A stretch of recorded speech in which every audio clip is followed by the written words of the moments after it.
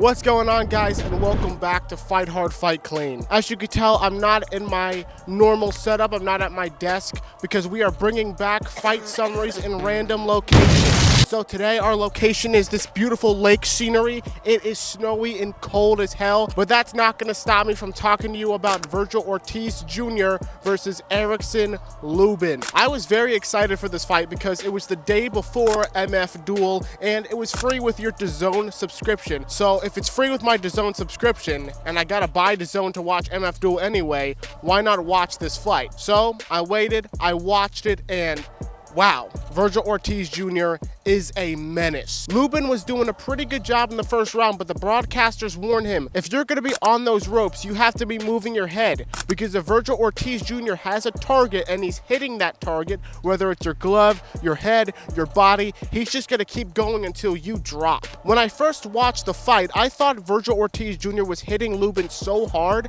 that he was able to knock him out through his own guard. But looking back at the slow motion replay, that's not what happened at all. Admittedly, I'm primarily a crossover boxing fan, so you don't get to see creative moves like this, but Ortiz Jr. used guard manipulation. He used his left hand to swoop down the guard of Lubin, then he came right over the top of the right hook, and he was out on his feet. Fantastic performance by Vergil Ortiz Jr., but now my question is, who's next? Well, I hope it's Jaron Boots Ennis, because realistically, that's the fight to make right now. Boots is in his prime, Ortiz Jr. is in his prime.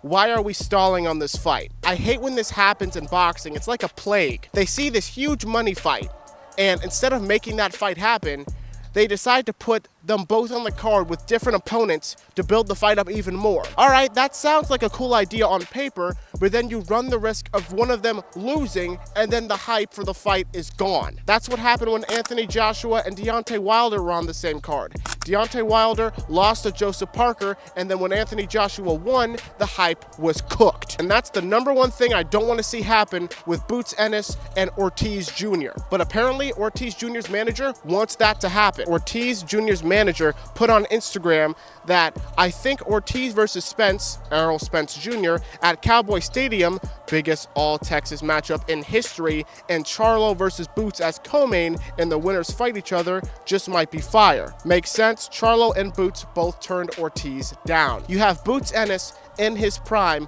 Ortiz Jr. in his prime. They faced off after Ortiz. Why are we not making this fight happen in the snap of a finger? I honestly could not give you a prediction for that fight because I love Boots Ennis, but I haven't seen enough of his full fights to give you a good reading on his style versus Ortiz Jr.'s style and who would win that exchange. But if there's one thing I do know, the fight needs to happen. And the last thing I want to happen is for this matchup to be consumed by the plague of negotiations and just other matchup ideas and have it put off for 2 to 3 years. What do you guys think? Should Boots Ennis fight Ortiz Jr. next? Should Ortiz Jr. fight a different person? Should Boots Ennis fight a different person? Let me know in the comments down below. And please hit the like button, hit the subscribe button. It helps me out a bunch. And as always, my friends, fight hard, fight clean. I gotta get inside because I'm freezing my ass off, but have a great one.